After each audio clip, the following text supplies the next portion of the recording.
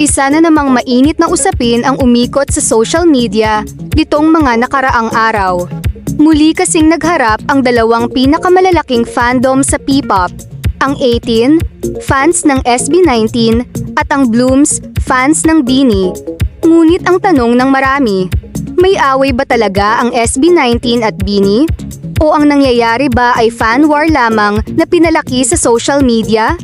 Sa video na ito, aalamin natin ang buong pangyayari batay lamang sa mga pampublikong impormasyon at opisyal na pahayag. Hihiwalayin natin ang mga kumpirmadong pangyayari sa mga opinyon at haka-haka upang maging patas ang ating talakayan. Kaya samahan ninyo ako hanggang sa dulo. Kumusta mga kaibigan? Welcome back sa ating channel. Kung bago ka pa lamang dito, huwag kalimutang i-like ang video na ito, mag-subscribe at pindutin ang notification bell upang lagi kang updated sa mga pinakabagong balita at showbiz updates. Habang tumataas ang achievements ng dalawang grupo, nagsimula rin ang mga comparison posts. May mga netizens na nagtatanong, sino ang tunay na biggest P-pop group? Sino ang mas malaki sa international market? Sino ang may mas maraming achievements? Unti-unti, dumami ang mga edits, ranking posts, screenshots, fan votes, at iba't ibang statistics na naging dahilan upang magkaroon ng sagutan sa social media. Isa sa mga madalas na nababanggit ay ang Billboard Fan Army Face-Off 2026, kung saan parehong nakikilahok ang fandoms ng SB19 at BINI. Habang dumarami ang diskusyon, nagkaroon ng iba't ibang hashtags. May ilan na ipinagtatanggol ang SB19. May ilan namang ipinagtatanggol ang BINI. May mga naglalabas ng streaming numbers. May naglalabas ng concert attendance. May naglalabas ng chart rankings.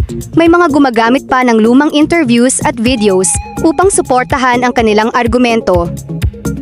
Ngunit mahalagang tandaan na ang mga ito ay pangunahing nagmula sa social media users at hindi sa mismong mga artist. Ito ang pinakamahalagang bahagi. Sa kasalukuyan, walang kumpirmadong pampublikong pahayag na nagsasabing may personal na alitan ang SB19 at BINI.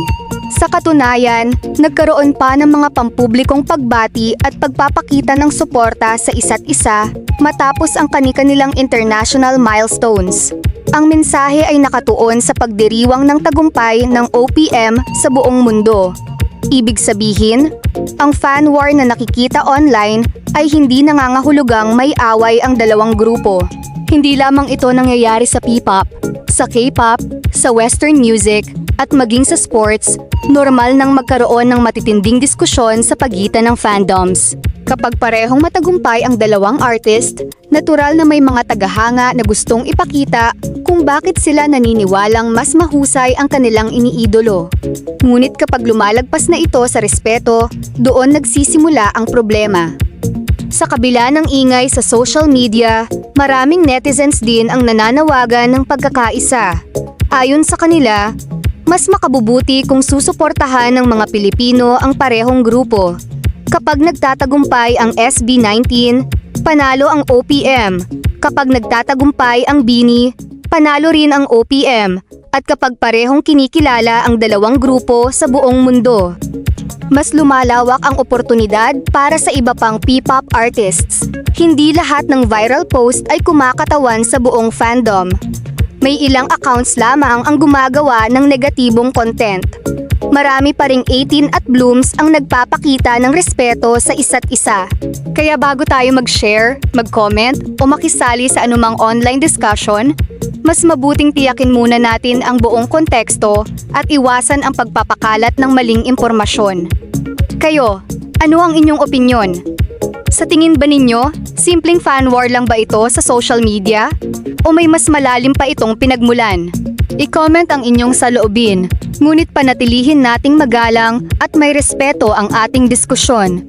Kung nagustuhan ninyo ang video, huwag kalimutang i-like, i-share at i-subscribe ang ating channel para sa mas marami pang balitang P-pop at showbiz. Maraming salamat sa inyong panonood. Hanggang sa susunod na video.